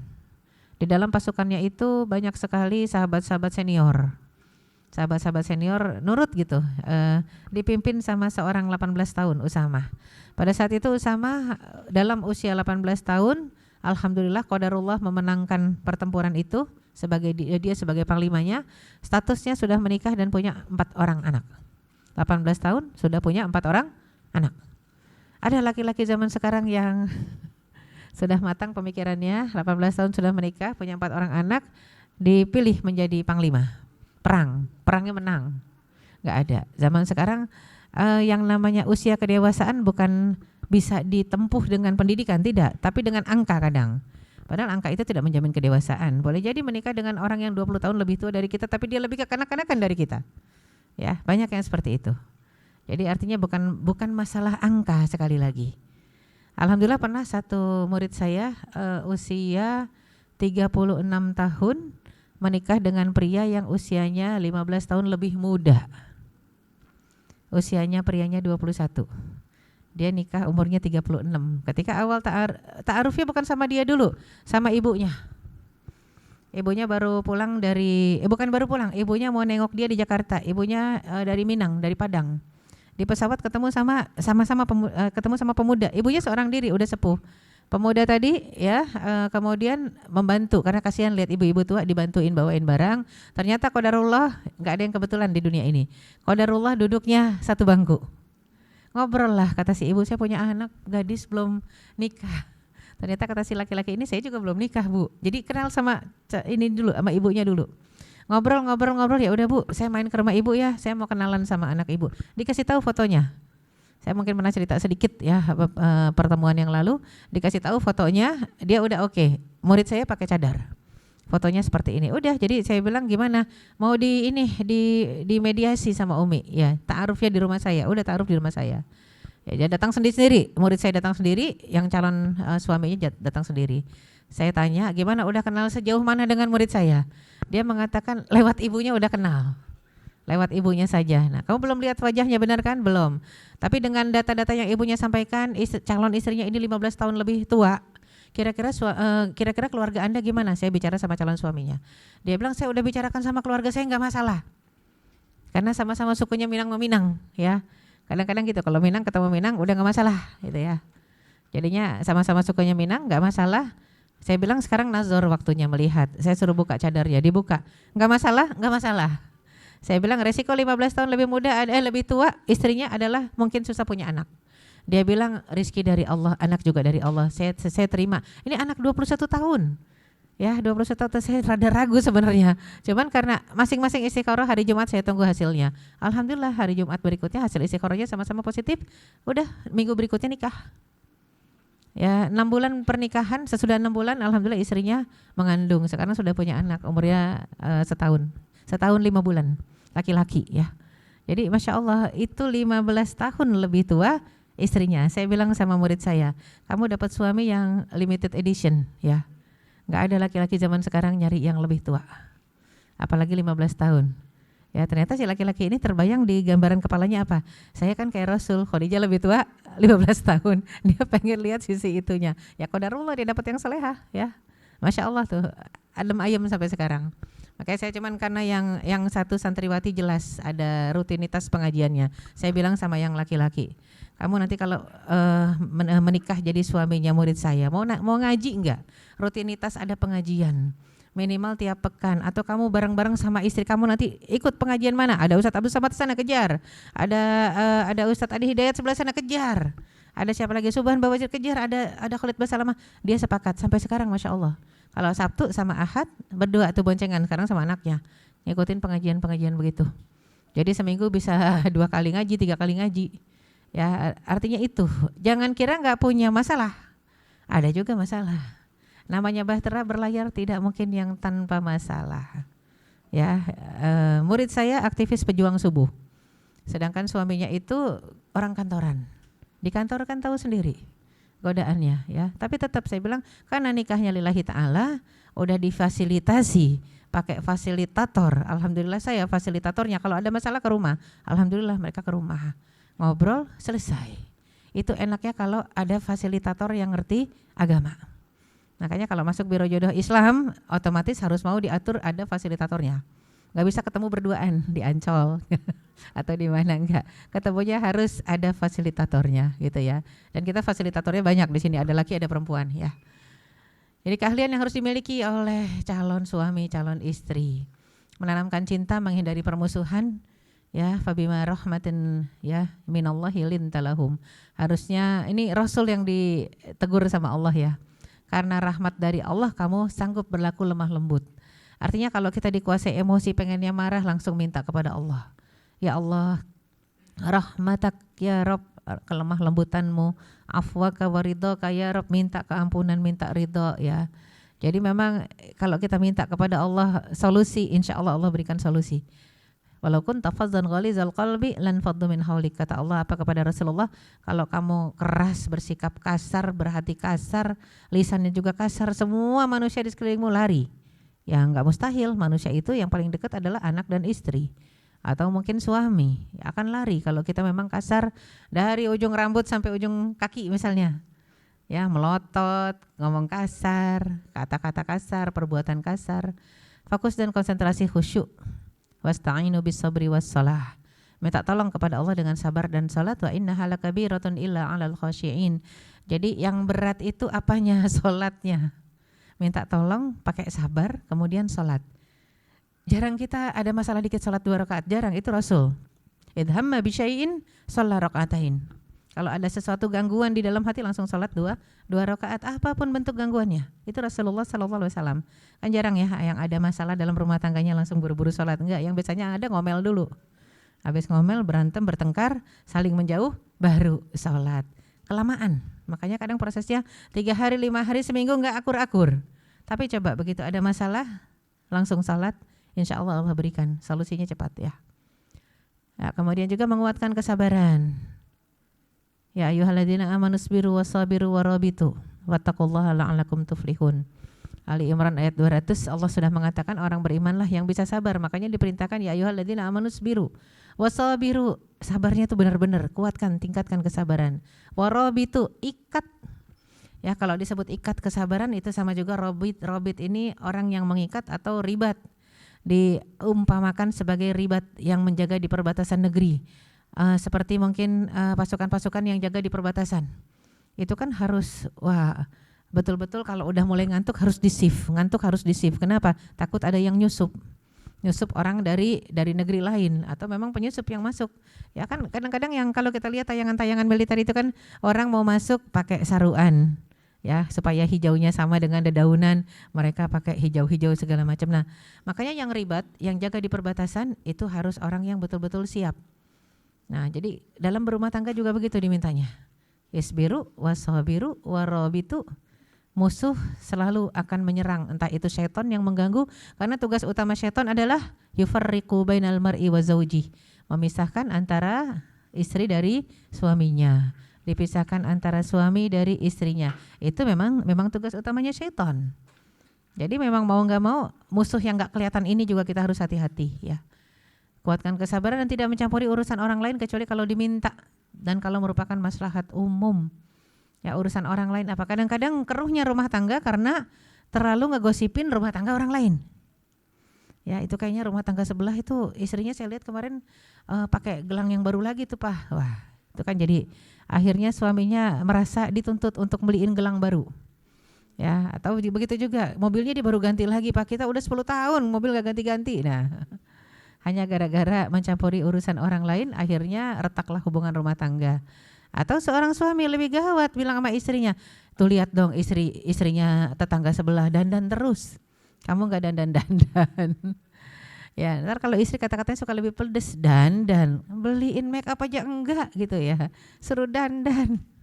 Kalau kadang atau juga ada yang mengatakan, mah yang wangi dong, padahal nggak pernah beliin minyak wangi, itu juga jadi catatan. Ya, jadi makanya ketika ada usul, man lahul usul fahuwal mas'ul ya, siapa yang punya usulan dia tanggung jawab untuk memenuhi usulannya tadi. Makanya wajar kenapa Rasulullah SAW itu begitu pedulinya dengan rumah tangga para sahabat. Abu Darda yang ahli ibadah di masjid terus, ahlus suffah. Dia kalau sudah di masjid itu cinta banget bisa pagi siang sore malam di masjid. Karena apa? Puasa seharian. Istrinya di rumah gak dandan, ya. Jadi Salman Al Farisi main ke rumahnya. Ternyata melihat istrinya Abu Darda gak dandan. Maka kata Salman, kamu salah wahai Ummu Darda. Dandan dong buat suamimu. Marah Ummu Darda digituin. Dandan buat Abu Darda yang sepanjang siang puasa, sepanjang malam tahajud, si dandan buat apa? Ini Salman alhamdulillah dia tidak memancing di air keruh ya. Enggak, wah kebenaran nih ya. Enggak, tapi kata Salman begitu kondisinya, iya diadukanlah ke Rasulullah sallallahu alaihi wasallam. Nah, kemudian Abu Darda pulang ke rumah diceritakan oleh istrinya, tadi saya disuruh dandan sama Salman. Apa rasanya? Cemburu dong seorang suami, ngapain Salman ngurusin istri saya? Padahal istrinya juga sengaja iseng pengen lihat Abu Darda nih suaminya cemburu enggak? Apa cuek aja? Ternyata marah. Larilah Abu Darda ke Rasulullah SAW. Udah ada Salman di sana. Rasul kan gitu kalau ada yang konseling datang berantem berdua, Rasul dengerin satu-satu. Kalau udah selesai baru, udah selesai Abu Darda sudah. Salman udah duluan tadi cerita. Apa kata Rasul? Sodaqo akhaka Salman. Benar saudaramu si Salman. Apakah kamu puasa sekarang? Benar. Batalkan kata Rasul. Batal itu puasa sunnah. Disuruh batalin, sisirin rambutnya, minyakin, pakai minyak wangi, pulang, disuruh dandan. Ya, jadi memang ternyata kewajiban dandan bukan hanya untuk istri. Ya, suami juga wajib dandan. Kan itu jarang didengar. Selama ini yang didengar istri wajib berdandan untuk suami, titik ya. Titik. Karena kan yang bicara ustadz. Kalau yang bicara ustazah, kita ternyata hadisnya diperpanjang. Suami pun harus dandan buat istri. Jangan sampai istrinya kayak bidadari, suaminya kayak tukang kebon. Ya, cuman pakai singlet, ya celana pendek. Oh, ya Allah, kasihan banget ya. Jadi memang harus dua-duanya balance. Kalau dua-duanya balance, rapih, cakep, cantik, ya itulah mungkin berawal dari situ. Rasa ada sakinah, mawaddah, rahmah dari penampilan, ya. Penampilan di rumah. Ya, jadi jangan sampai kita nyampurin urusan orang lain berharap. Sebenarnya berharap supaya rumah tangga kita bagus, tapi pakai contohnya orang lain, tetangga sebelah, pasti yang ada malah memperkeruh hubungan ya. Kalau mau ambil contoh langsung ke masa Rasul. Nggak mungkin cemburu sama yang udah mati kan ya. Ambil contoh ke masa Rasulullah sallallahu alaihi wasallam ya. Sehingga itu semua bisa menjadi pahala. Menikah adalah menggabungkan dua keluarga besar. Maka jaga hak-hak kerabat, besan, mertua, menantu, bahkan tetangga kedua belah pihak menjadi hal yang harus masuk dalam prioritas keluarga besar yang baru bergabung. Kan kadang-kadang gitu, kalau udah nikah cuma dunia milik berdua ya, yang lain ngontrak. Jadi nggak peduli itu, nggak peduli sama, ya, nggak peduli sama tetangga, nggak peduli sama mertua, nggak peduli sama menantu, ya, sama besan, wah bahaya. Ini menikah itu bukan cuma dua orang, tapi menggabungkan dua keluarga yang kadang-kadang backgroundnya dari dua adat istiadat yang berbeda. Kadang-kadang dari dua kulturnya, culture negara yang berbeda. Makanya kenapa harus istikharah? Karena jangan sampai hanya gara-gara perbedaan rasa jadi cerai. Hanya gara-gara masalah banyak banget ya. Karena kita dididik oleh dua keluarga yang berbeda, wajar beda. Harus banyak lebih memahami dan tahu konsekuensi menikah adalah saling memahami dan dua-duanya berjalan menuju ridha Allah. Bukan tadi sekali lagi, bukan aku seperti yang kau minta atau engkau seperti yang aku minta, tapi kita harus seperti yang Allah minta. Biarkan waktu sebagai problem solver, problem treatment. Al-waktu juz'un minal ilaj. Lebih baik diam daripada bertengkar. Ya, tapi diamnya diam yang zikir. Jangan diamnya diam yang depresi. Kalau diamnya diam depresi, ujungnya bisa na'udzubillah min dzalik. Kita enggak mau yang saking depresinya, pressure luar biasa, tekanan, akhirnya na'udzubillah kalau enggak bunuh diri, ya mungkin nyandu narkoba untuk menghilangkan masalah. Apakah hilang masalahnya? Bukan.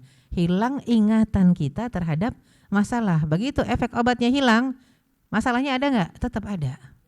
Tetap ada, cuman ingatan kita kembali lagi. Nah, itu dia ya. Jadi biarkan al-waktu juz'un minal ilaj. Lemah lembut dalam menghadapi masalah. Jadilah halus syura dan pemaaf. Surat Al-Imran ayat 159 yang tadi dibacakan dalam tilawah oleh Ustaz Habib. Fabima rahmatin minallahi lintalahum walau kunta fazzan ghalizal qalbi lan faddu min haulik. Dijadikan pedoman ya. Maka ini gara-garanya kadang-kadang masalah poligami. Jadi layangan putus itu diambil dari An-Nisa 129. Kalau poligami justru ini bukan masalah. Yang jadi masalah adalah selingkuh tadi. Ya, selingkuh tadi, pacaran sampai berzina. Tapi sayangnya zaman sekarang banyak istri-istri yang mengatakan nggak apa-apa deh, suami saya punya pacar asal jangan nikah lagi. Nah itu yang paling parah ya, pacarannya dibolehkan, nikahnya nggak boleh. Walan tasati'u an ta'dilu bainan nisa'i walau harastum fala tamilu kullal mail fatadaruha kal mu'allaqah. Jadi layangan putus itu ternyata diambil dari surat An-Nisa ayat 129. Fatadaruha kal mu'allaqah. Jangan sampai kamu acuhkan istrimu sampai dia merasa seperti seseorang yang tergantung statusnya. Kayak istri tapi nggak ditengok, nggak dikasih nafkah, bukan istri tapi status masih jadi istri. Nggak boleh meninggalkan seorang istri seperti orang yang tergantung statusnya. Kayak layangan putus, dikejar-kejar, begitu dapet ya dinaikin lagi sampai putus dikejar lagi. Nah ya seperti itu. Makanya wa intuslihu wa tattaqu fa innallaha kana ghafurur rahim. An-Nisa 129. Nah, jadi ini bab berikutnya adalah yang akan dibahas di pertemuan selanjutnya ya. Ini di saya memang agak lebih banyak kajiannya karena biasanya satu term kajian saya isi sendiri, tapi ini enggak, kita switch dengan ustadz-ustadz lain. Ada juga bab talak kita akan bahas supaya ngerti kalau talak itu enggak bisa bercanda, enggak bisa serius, semuanya jatuh. Yang bercandanya jatuh, seriusnya jatuh ya talak. Main-mainnya jatuh, yang dikit-dikit lo gue en itu talak ya. Kadang-kadang berantem dikit lo gue en. Pulang aja lo sana ke rumah ibu, itu juga udah en ya. Kalau pulangnya bukan mudik. Kalau mudik nggak masalah. Tapi kan kadang-kadang udah sana dikembalikan saja. Nah ini yang paling bahaya. Nanti insya Allah akan kita bahas di pertemuan pekan depan ya. Allahu a'lam bisawab. Aku qauli hadza wa astaghfirullah li wa lakum. Wassalamualaikum warahmatullahi wabarakatuh. Waalaikumsalam warahmatullahi wabarakatuh. Masya Allah, terima kasih kepada guru kita Ustazah Erika Suryani Dawi LCMA. Masya Allah ya, konflik ini memang di mana-mana pasti ada. Tadi kata Umi ya, saya manggil Umi karena mertua saya gitu ya. Tadi kata Umi Ustadz Abdul Somad juga dibilang pedofil, sama. Saya juga dulu gitu Bu ya. Beda sama Fatimah itu 6-7 tahunan. Itu ketika kejadian itu di luar dibilang ini jalan sama om-om ya, dibilang gitu. Ya memang konflik pasti ada aja ya, tapi ternyata yang penting dari kita adalah bagaimana belajar ya menangani konflik tersebut, dan pastinya kita butuh orang dan juga butuh penasehat untuk menambah wawasan kita. Pastinya di sini juga ada yang ingin bertanya, ya wabil khusus muda-mudi ya, dari bapak-bapak, ibu-ibu sekalian. Udah ada yang angkat tangan ya, insya Allah ada 3 ya, boleh 3 nanti penanya. Silakan dari Ibu.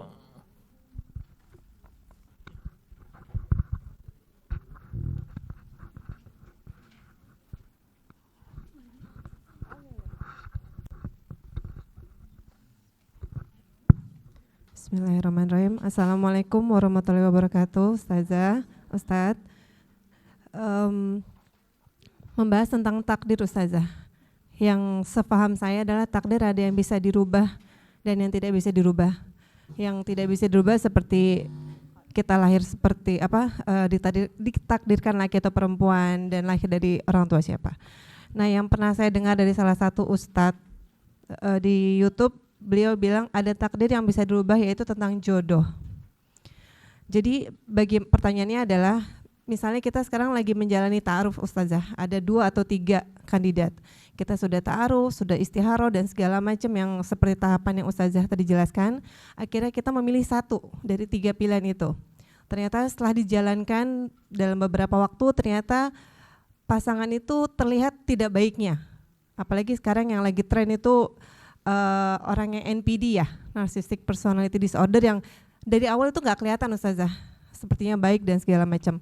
Nah, jika akhirnya kita ditakdirkan dengan pasangan yang seperti itu penjelasannya gimana? Apakah ta'arufnya yang salah atau istikharahnya yang salah Ustazah?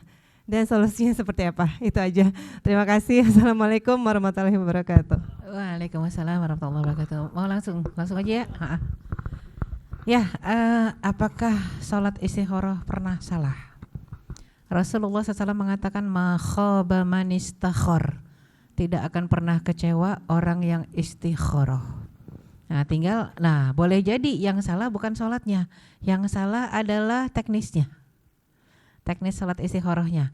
Istikharah itu mengharuskan kita ada dalam posisi 0. Nggak boleh istikharah tapi punya kecenderungan, itu namanya sholat hajat. Kalau kita udah cenderung nih, ya Allah saya maunya sama dia aja, itu bukan istikharah namanya. Ya Allah jadikan saya sama dia, itu bukan istikharah, itu sholat hajat namanya. Jadi maksa. Kalau sholat istikharah itu 0, memang hatinya 0.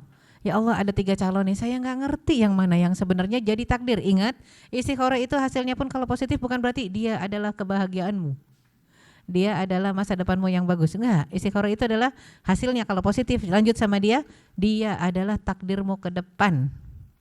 Mau itu akhirnya jadi takdir buruk atau takdir baik, harus diterima dan gak boleh kecewa. Dan sebenarnya kalau istikharahnya sudah 0, insya Allah gak kecewa walaupun takdirnya buruk. Ma khaba man istakhar. Makanya kenapa istikharah harus ada 2 belah pihak. Artinya calon suami dengan calon istri istikharah. Bahkan calon mertua, calon menantu, ya, calon orang tua, ya itu juga harus istikharah. Calon besan juga sebenarnya bagusnya istikharah.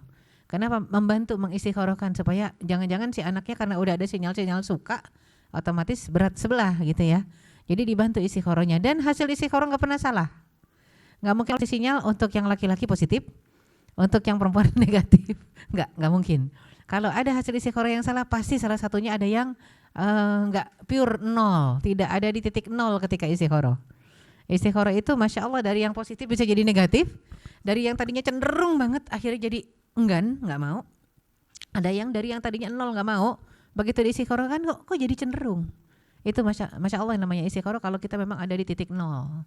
Jadi insya Allah nggak pernah salah, insya Allah hasil istikharah itu. Nah kalau misalnya ternyata takdirnya negatif, itu mungkin yang penting untuk kita ketahui dan kita tanyakan apa yang harus kita perbuat. Pertama banyak istighfar, sambil mereview, ini kira-kira ketemuan kita sama dia gimana awalnya. Boleh jadi ini adalah teguran dari Allah. Mungkin sempat di hati kayaknya dia yang terbaik ya. Kayaknya he is the one, taunya bukan gitu ya. Karena kan kita nggak tahu yang goib tadi disebutkan. Apakah jodoh termasuk yang sesuatu yang bisa berubah? Takdir yang bisa berubah? Sebelum kejadian masih bisa berubah. Tapi kalau sudah kejadian dan itu sudah jadi jodoh kita, ya, dan jodoh itu kan nggak ada yang dijamin dia adalah tulang rusuk kita. Kalau di dunia, nanti di akhirat kalau masuk surga baru. Tapi kalau dunia enggak, makanya ada yang kok dia cerai ya Ustazah. Jadi bukan jodohnya. Iya, jodohnya cuma sampai situ. Dia nikah lagi dengan yang lain, iya jodohnya ada lagi ketemu. Tapi dari sekian banyak yang akhirnya nikah sama dia nggak tahu mana yang benar-benar tulang rusuknya. Bisa jadi nggak sama semuanya. Ya nanti di akhirat kalau masuk surga itu baru jodoh. Kalau di neraka mohon maaf nggak ada jodoh. Tapi kalau di surga ada jodohnya. Pasti ada jodohnya dari jenis manusia. Karena bidadari dan bidadara hanya dayang-dayang pelayan. Bidadari dan bidadara itu yang tukang ngipasin, nyodorin minuman. Tapi yang namanya istri dan suami manusia. Bisa nggak ketemu di dunia tapi ketemu di surga? Bisa. Makanya kenapa surat At-Tahrim itu di antara para mufasir menggambarkan nanti Rasul akan bertemu lagi dengan 2 istri di surga. Istri yang tidak pernah dijumpainya di dunia. 1 gadis, 1 janda. Siapa yang gadis? Maryam, ibunda Nabi Isa. Yang janda? Asiyah, istrinya Fir'aun. Ketemu nggak di dunia? Enggak. Jadi kadang-kadang saya suka nanya dengan pasien-pasien yang konseling ya, yang sebel banget sama suaminya. Suami kamu udah kayak Fir'aun belum? Belum. Artinya masih sholat sih Ustazah, cuma nyebelin gitu ya. Pemalas, sholat sih sholat, misalnya tilawah. Ya berarti belum kayak Fir'aun, sabar aja gitu kan. Artinya Asia aja sesabar itu sampai mati. Jadi istrinya Fir'aun, tapi di akhirat ketemunya sama Rasulullah. Ya Allah indah banget ya. Sabar dikit gitu. Jadi karena kebanyakan persepsi kita adalah kalau jadi istrinya sampai mati, kita pasti sama dia. Siapa bilang? Enggak juga gitu ya. Nabi Nuh dan Nabi Lut. Kira-kira Nabi di mana tempatnya? Surga apa neraka? Surga jelas. Istri mereka berdua. Wa qila dakhulan nar ma'ad dakhilin, kata Allah, wahai istri Nabi Nuh dan Lut masuk neraka. Ya, jadi berarti stok masih ada ya, Nabi Nuh, Nabi Lut. Jangan khawatir kalau untuk yang seperti itu, karena yang sebenarnya itu nanti di surga, bukan di dunia. Di dunia mah ala kadarnya aja ya. Terimalah yang sudah jadi takdir, tapi harus diupayakan tidak sembarangan. Harus ada standar, ada quality control ya. QC-nya ada, enggak sembarangan nikah. Tapi harus kita pahami ternyata yang disebut jodoh sebenarnya itu adalah kalau sudah masuk surga. Ya, sehingga para istri-istri Rasul juga cemburu. Oh masih ada istri lagi yang belum kita ketemu nih. Iya, tapi di surga gitu ya. Wallahu a'lam bishawab. Ya jadinya harus diupayakan, diistikharahkan, dan jangan disesali hasilnya. Wallahu a'lam bishawab. Ya ada lagi? Ya, Masya Allah. Ada. Yang kedua silakan dari bapak dulu kali ya. Ada yang mau bertanya? Yang depan? Ada, itu yang Mas-masnya. lah. Kita kasih kesempatan dulu yang mas-masnya ada yang mau tanya, bapak-bapaknya. Wah, belum ya. Silakan yang paling mana tadi belakang tuh ya. Ami.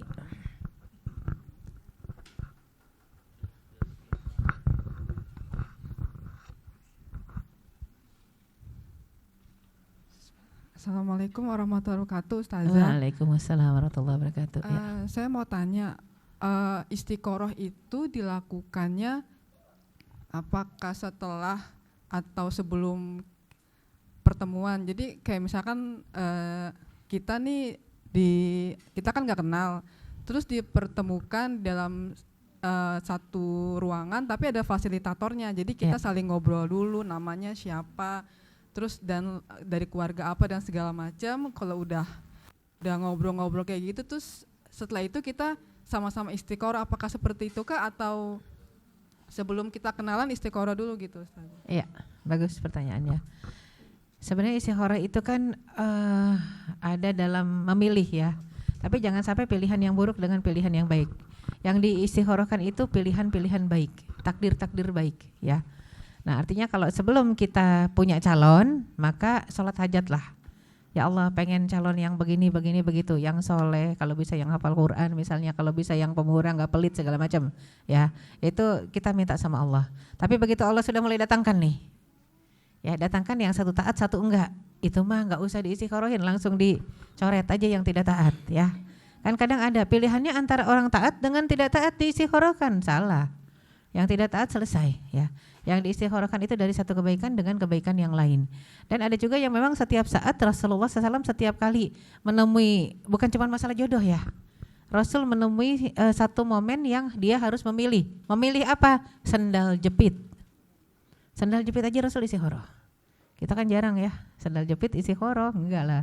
Kita istiqoroh biasanya kalau udah bicara sesuatu yang besar, keputusan hidup yang harus diambil ya memang itu merupakan keputusan besar, baru kita bicara istiqoroh. Padahal tidak, Rasul untuk momen kecil saja istiqoroh. Menandakan tidak ada yang remeh buat Allah. Apapun juga itu, ya kita mungkin kalau mau belok kanan di jalan nih, Google bilang turn right, kanan, tapi di Google ada pilihan yang ke kiri. Kita kadang suka penasaran ya. Sudah penasaran, diklik aja diklik. Selisih berapa menit? Kadang-kadang selisihnya cuma 1 menit.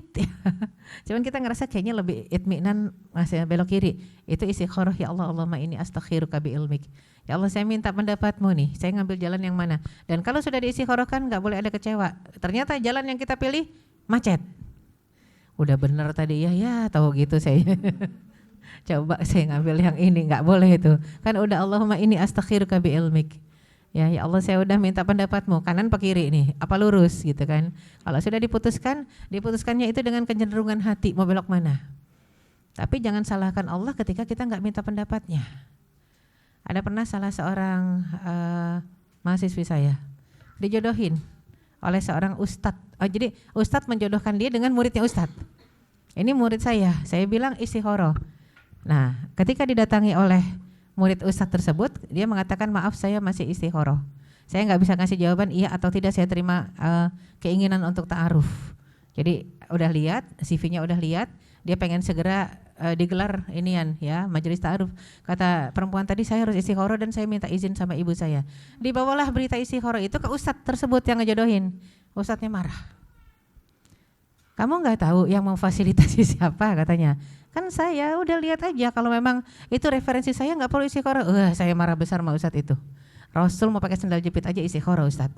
Ustadz masalah ini akhirnya yang terjadi sayangnya memang Afat itu nggak siap dengan dimarahin, nggak siap juga. Mungkin kejiwaannya rentan, stres sekarang. Padahal hafizah hafal Quran. Udah stres nggak jadi nikah karena ternyata emang nggak jadi nikah, ibunya nggak suka. Ya, jadi memang ini satu hal kenapa tidak diawali dengan istiqoroh. Siapapun referensinya, manusia punya kekurangan. Kita bisa menilai seseorang baik, tapi kata orang lain gak baik, pokoknya putuskan dengan istiqoroh. Jangan menolak dulu sebelum istiqoroh dan jangan mengiyakan sebelum istiqoroh. Jadi dijodohin ada 3 CV masuk, nggak apa-apa, istiqorohkan 3-3-nya. Ada 3 CV masuk misalnya ada 3 CV masuk, kayaknya 3-3-nya soleh, alhamdulillah istiqorohkan. Karena kita tidak tahu apa yang tersembunyi tadi ya. Kayaknya pas diistiqorohin kayaknya soleh, nggak taunya. Nah nggak boleh ada penyesalan, tahu gitu saya jadi sama yang 2 lagi gitu nggak ya. Jadi memang harus tidak boleh disesali, totalitas dan 0 pada saat itu. Wallahu a'lam bishawab. Yang paling penting adalah harus difahami majelis ta'aruf bukan kartu jadi. Kalau nggak jadi nggak apa-apa. Jadi di depan harus sudah difahami. Kalau tidak jadi minimal kita sudah melaksanakan perintah Allah. Wa ja'alnakum syu'uba wa qabaila lita'arafu. Dijadikan bersuku berbangsa untuk saling mengenal. Wallahu a'lam bishawab. Ada lagi?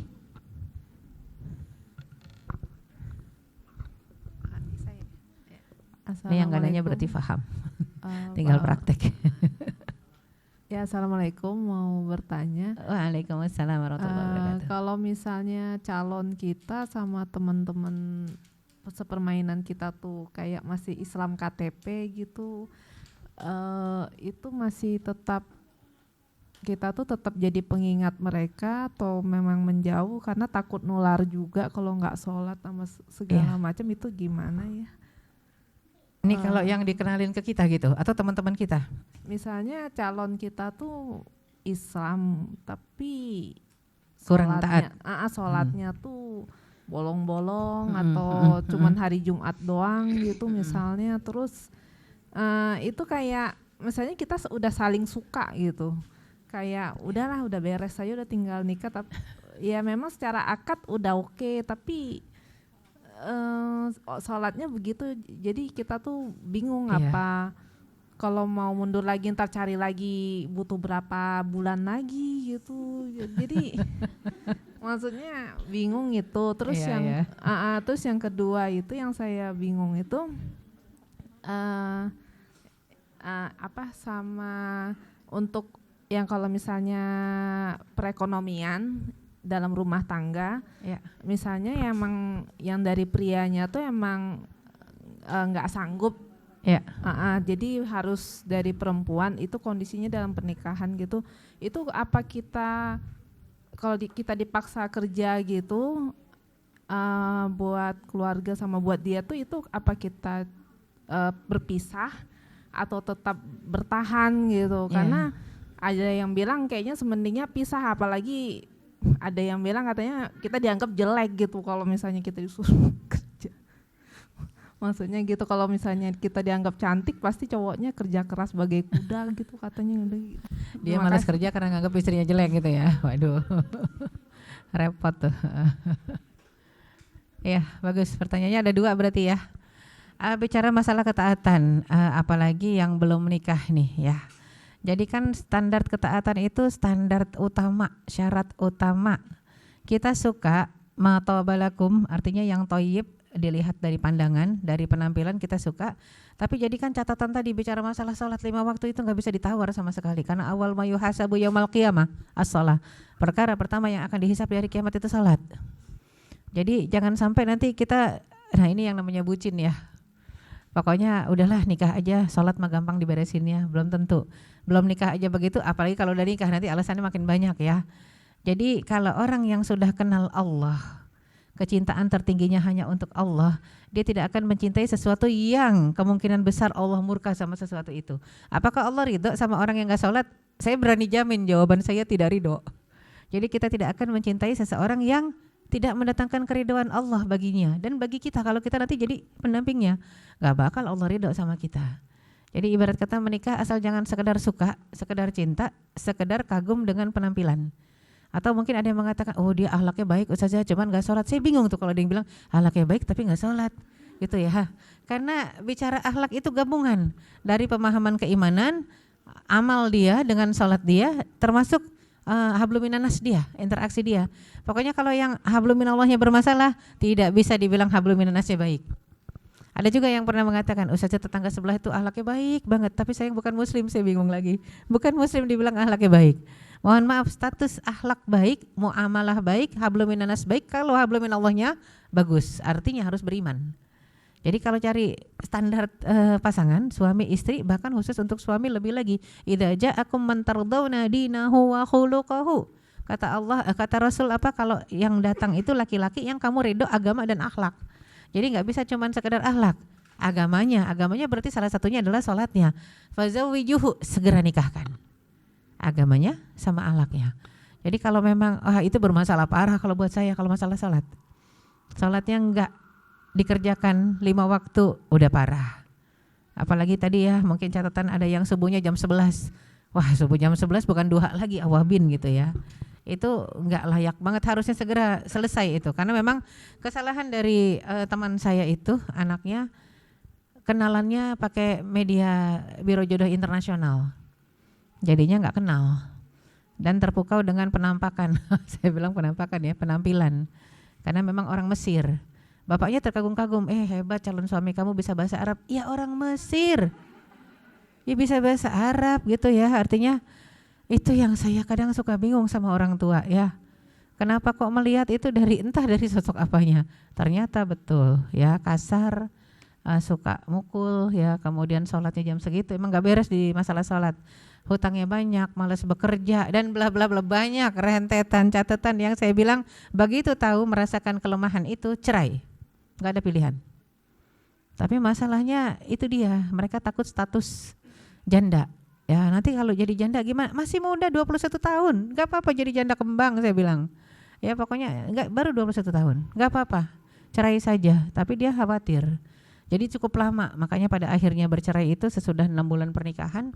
Tapi saya yang sudah menelan 1 korban, qadarullah ibunya wafat. Sahabat saya itu menelan 1 korban, tapi itu satu hal yang saya sesali, saya kurang banyak memberi nasihat. Harusnya banyak masuk ikut campur karena itu sesuatu yang bisa mendatangkan pahala buat saya. Cuman saya pikir ya udahlah suaminya yang mau. Saya sempat mikir begitu. Padahal harusnya saya terus tukar ke saya telepon harusnya suaminya. Cuman ya udah apa yang terjadi udah terjadi. Penyesalan ya, penyesalan buat saya karena tidak terlalu peduli, nggak kayak Salman saya. Coba kayak Salman terhadap Abu Darda dan Ummu Darda ya. Ya Allah nyesel ya, cuman ya udah. Nah, jadi jangan sampai itu terulang lagi. Saya selalu wanti-wanti jangan terpukau dengan seseorang yang tidak kita kenal latar belakangnya. Harus kenal, harus ta'aruf, ada masukan dari berbagai pihak. Sama seperti misalnya ada duda yang ditinggal wafat istrinya. Saya tanya istrinya wafat kenapa? Bukan dibunuh kan? Ya jadinya harus pasti dulu penyebab kematian istrinya kenapa? Oh sakit Ustazah, ya udah. Sakit apa? Harus tanya. Kalau cerai pun juga gitu. Cerainya kenapa? Ada aib yang nggak bisa ceritakan. Pokoknya aibnya itu nggak usah didetailkan dari pihak mana. Permasalahan intinya nggak usah didetailkan kalau bicara masalah aibnya. Tapi memang harus tahu penyebabnya. Karena silahkan menikahi janda atau duda nggak masalah dan bercerai itu bukan satu yang aib kalau untuk mempertahankan ibadah kita kepada Allah Subhanahu wa taala. Untuk mempertahankan kekhusyuan, untuk mencapai sakinah. Karena daripada satu rumah tangga tapi dipukulin terus, digebukin terus, diancam terus misalnya, maka lebih bagus cerai. Nah, itu yang penting buat kita pahami. Tadi pertanyaan kedua, tadi ya apalagi kalau suami misalnya pada akhirnya ada kesepakatan dia tidak mau kerja. Yang kerja istri saja. Udahan deh cari yang lain aja mendingan. Cari yang lain lebih bagus ya. Karena tugas mereka, kalau mereka tidak mau menghandle kewajibannya dipindahkan ke istri, apalagi tadi disebutkan istri dipaksa untuk cari nafkah, cari yang lain. Cari yang lain lebih bagus. Itu bukan laki-laki yang baik, yang kita harapkan bisa jadi qawwam pemimpin dalam rumah tangga. Suami boleh melarang istrinya kerja, tapi dia yang memenuhi kebutuhan rumah tangganya, memenuhi kebutuhan istrinya. Boleh dilarang istri kerja dan istri harus taat, ya. Wallahu a'lam bishawab. Ustazah mungkin closing statementnya Ustazah biar makin semangat lagi nih peserta kita.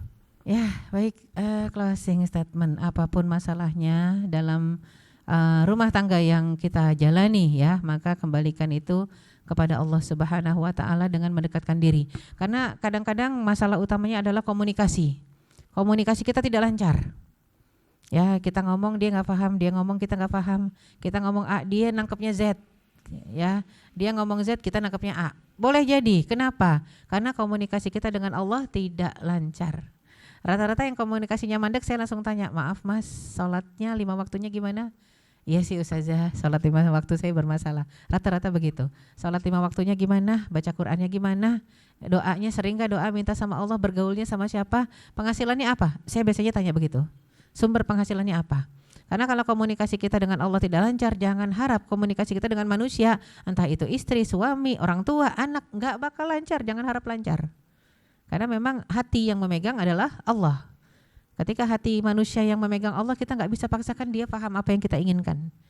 Maka betul-betul kita minta sama Allah, ya Allah ya muqallibal qulub, tsabit qalbi ala dinik, teguhkan hatiku atas jalan agamamu dan berikan yafqahu qauli. Nah, ini jadi memang doa bukan buat ceramah ya. Kadang-kadang kita pikir nih doa buat ceramah.